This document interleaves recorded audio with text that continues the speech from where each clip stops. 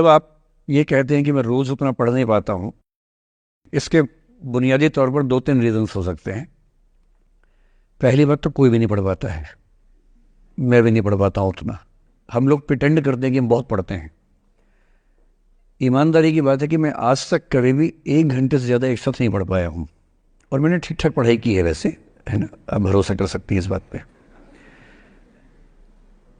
एक तो अपने आसपास ऐसे लोगों से बचिए जो बार बार दबाव बनाए कि मैं तो बहुत पढ़ता हूँ, तो कितना पढ़ती है। आप कितने घंटे का टारगेट लेके चल रहे हैं, एक प्रॉब्लम ये भी हो सकती है। आपकी उम्र में कॉलेज के अलावा अगर आप 3-4 घंटे पढ़ लेते हैं तो पर्याप्त है।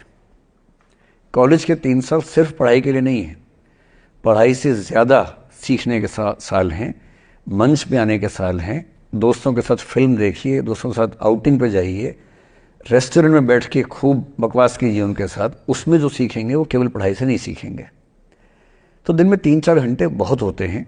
और बाकी मैं एडवाइस करता हूँ बच्चों को कि बहुत सारी एक्टिविटीज़, जिसमें से एक एक्टिविटी चाय की दुकान पे दोस्तों के साथ बैठना, 1 घंटे बात करना भी शामिल है।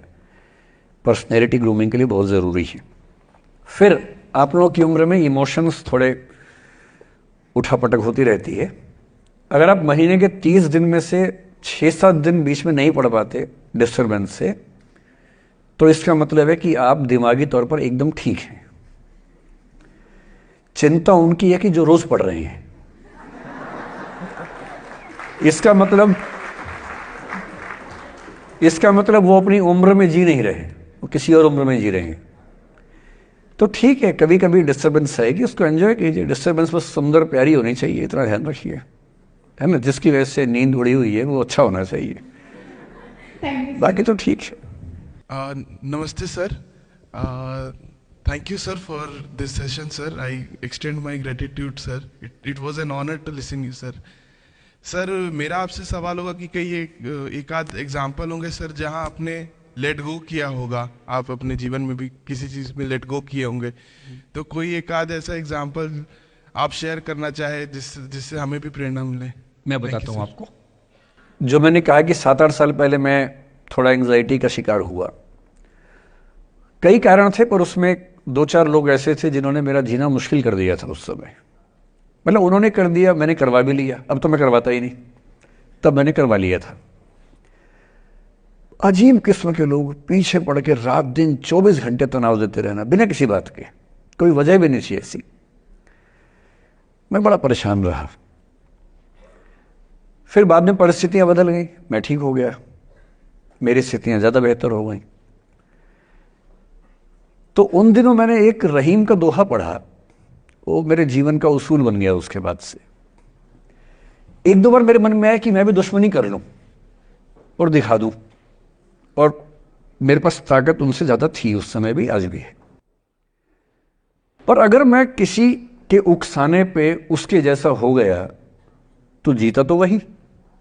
जब मैं ही नहीं रहा तो फिर तो कोई और लड़ रहा है, मैं रहा ही नहीं, वो जीत जाएगा।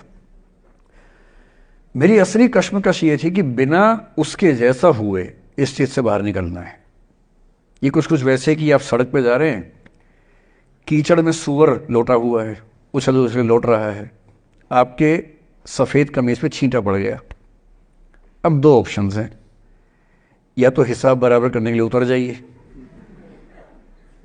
उसको आप कैसे गंदा करोगे, वो तो पहले ही मस्त है उसी गंदगी में, उसका तो स्वभाव है। आपका एक छींटा है, आप पूरी कमीज गंदी कर लेंगे वहां जाके। तो सबसे अच्छा क्या है, वहां से निकल जाना, लेट गो कर देना। तो मैंने रहीम का एक दोहा अपना सार बना लिया। रहीमन ओछे नरन सो बैर भली ना प्रीति। रहीमन ओछे किस्म के लोगों से ना बैर अच्छा है ना प्यार अच्छा है। काटे चाटे श्वान के दुह भांति विपरीति। कुत्ता काटे तो दिक्कत, कुत्ता चाटे तो दिक्कत। तो मेरा उसूल क्या है, इस तरह के लोगों से ना दोस्ती ना दुश्मनी, ना दिल में ग्रजेस रखने हैं कि हिसाब बराबर कर दूंगा, हरा दूंगा, रखना ही नहीं। और मेरी अब ठीक ठाक दोस्ती तो क्या होगी, मतलब जब हम मिलते हैं बड़े प्यार से मिलते हैं, मुझे दिक्कत है ही नहीं, नाराजगी भी नहीं है। मुझे लगता है कि वो अपना धर्म निभा रहा था, मैं अपना निभा रहा हूं। और अगर मैं दुश्मनी पाल लेता अपना बीपी बढ़ाता, डायबिटीज़ करवा लेता। मैंने पाला ही नहीं, ना मैं पालता हूँ। और भी ऐसे कई इंस्टांसेस हैं जहाँ दुश्मनी करने का पूरा स्कोप था, पर मैं दुश्मनी करता नहीं, मुझे शौक ही नहीं दुश्मनी करने का। मेरा दुनिया में एक भी दुश्मन नहीं है, मतलब मैं कईयों का हूँ, मेरा एक भी नहीं है। जो मुझे अपना दुश्मन मानते हैं वो मेरे दुश्मन नहीं, मेरे लिए वो परिचित हैं, जो मित्र हो सकते थे या हो सकते हैं। फिलहाल मित्र नहीं है, लेकिन दुश्मनी नहीं है। और अगर दुश्मनी कभी हो भी जाए ना, ये ध्यान रखना है कि बाद में दोस्ती हो सकती है। बशीर बद्र ने कहा है, दुश्मनी जमकर करो लेकिन ये गुंजाइश रहे, गर कभी हम दोस्त हो जाएं तो शर्मिंदा ना हो।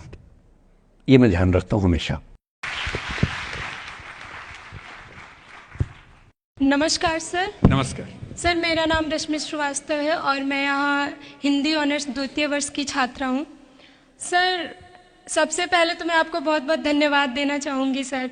आपसे मिलकर बहुत अच्छा लग रहा है मुझे और ये मेरे लिए बहुत बड़ी सौभाग्य की बात है। सर, मेरा प्रश्न है आपसे कि सर, मेरे साथ ऐसा हुआ कि मैं बचपन से बहुत अच्छी स्टूडेंट रही और सर मेरी ज़िंदगी में ऐसा एक वक्त आया जब मुझे 2 बार असफलता का सामना करना पड़ा और सर तीसरी बार मैं सफल हुई, परंतु सर आज भी वो डर मेरे मन से नहीं जा रहा है। अभी भी मैं उसको फेस नहीं कर पा रही हूँ कि मैं कैसे फेल हो गई। और सर कभी ऐसा होता है कि मैं सो रही हूँ और रात में मुझे वो डर लगता है कि आगे मैं नहीं कर पाऊंगी। मुझे ऐसा लगता है कि आगे अगर मैं कुछ अच्छा करना चाह रही हूँ तो मुझे उस असफलता का डर रहता है कि जो मैंने फेस किया है, और सर मैं उससे उभर नहीं पा रही हूँ।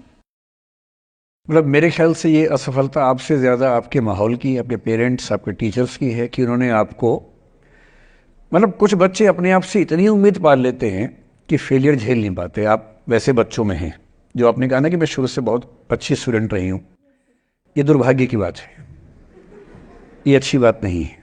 मैं नहीं चाहता कि बच्चे अच्छे स्टूडेंट बने। अच्छे स्टूडेंट का मतलब जो बहुत पढ़ाकू किस्म के होते हैं, सीधे स्कूल से घर, घर से स्कूल, घर में घुसते ही होमवर्क करना शुरू किया, वैसे बच्चे ज़िंदगी में बड़े परेशान रहते हैं। बच्चों को होना चाहिए छटा हुआ टाइप का, शरारती, बदमाश, मतलब काम भी करें स्कूल का, लेकिन बेसिकली आपको स्मार्ट होना है, कॉन्फिडेंट होना है। पढ़ाकू होने से ज़िंदगी बहुत अच्छी नहीं चलती है। ज़िंदगी के लिए ना व्यक्तित्व चाहिए। हुआ क्या आपके साथ, आपको बता दिया गया कि अच्छा बच्चा वो है जो पढ़ता है, होमवर्क करता है, आपने वो सब किया। तारीफ़ें आपकी इतनी हुई होंगी कि बेटा तुम तो कुछ भी कर दोगी, आपको भरोसा हो गया कि मैं कुछ भी कर दूंगी। लेकिन ऐसी ऐसी तारीफ़ें हर गांव, हर मोहल्ले में कई बच्चों की हो रही थी।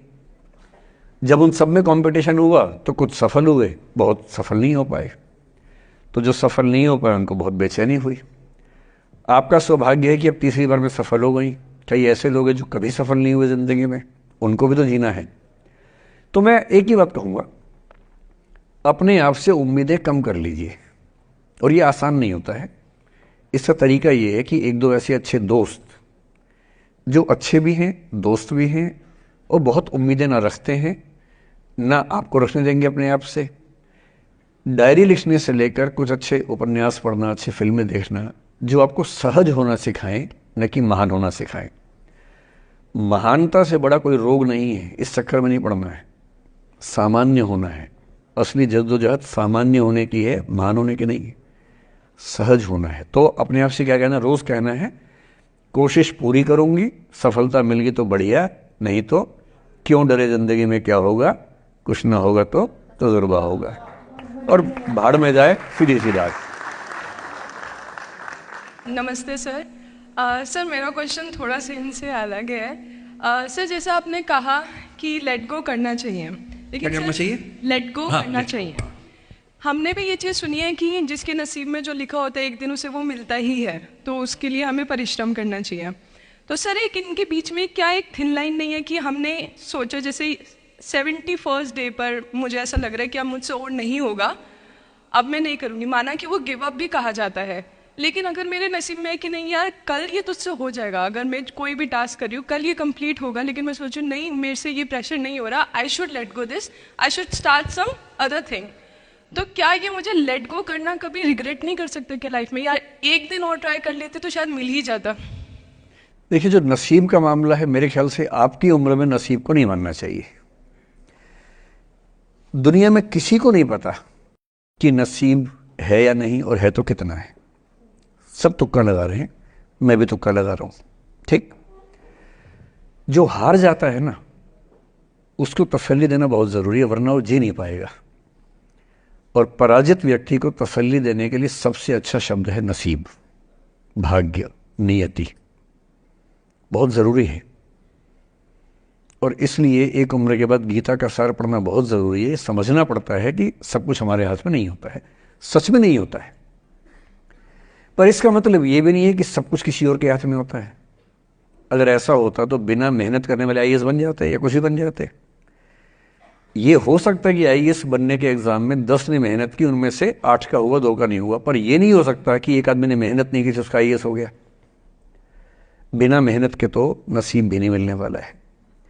इसलिए ये मान लीजिए कि कुछ ना कुछ चीज़ें हमारे कंट्रोल में नहीं है, लेकिन जितना कंट्रोल में है उस पर पूरी ताकत लगाएंगे, पूरा डिसिप्लिन रखेंगे, तो हम अपनी किस्मत सबसे अच्छी लिख पाएंगे। सबसे अच्छी मतलब बाकियों से नहीं, मेरी जितनी अच्छी हो सकती है उतनी अच्छी लिख पाएंगे। और इसलिए अगर आपको लगे कि मैं नहीं कर पाऊंगी कोई काम, तो उसको गिव अप ही कहते हैं। लेट गो का मतलब तब होता है जब आप मन भर चुका है, अब उसकी जरूरत महसूस नहीं हो रही। जैसे आईएएस बनने की कोशिश कर रहे हैं, नहीं बन पाए, तैयारी छोड़ दी, गिव अप है। बन गए, नौकरी की, मज़ा नहीं आया, छोड़ दिया, ये लेट गो है। लेट गो करने के लिए पहले हासिल करना पड़ता है, या हासिल होने से पहले उस मनोभूमि पर पहुंचना पड़ता है जहां हासिल होने का सुख आपने महसूस कर लिया और उसमें मज़ा नहीं आया, ठीक ही है, औसत है, तब छोड़ दिया। इसलिए आपकी उम्र को शोभा नहीं देता कि हम नसीब की बात करें, ये शोभा देता है मेरी उम्र को। तो 30-40 के बाद नसीब, भाग्य, नियति चलेगा। फिलहाल कर्म पर भरोसा कीजिए, मेहनत, डिसिप्लिन, और मोटिवेशन से ज़्यादा महत्वपूर्ण है डिसिप्लिन, ध्यान रखिएगा। मोटिवेशन का ग्राफ ऐसा होता है, फिर ऐसे नीचे आता है धीरे धीरे। डिसिप्लिन ऐसे रहता है, और डिसिप्लिन वाला व्यक्ति हमेशा मोटिवेशन वाले व्यक्ति से ज़्यादा सफल होगा, ये मान के चलिए। सबसे अच्छा क्या है? Motivation with discipline. तो कोशिश कीजिए कि नसीब पे ना छोड़िए, अपने भरोसे कीजिए। All the best.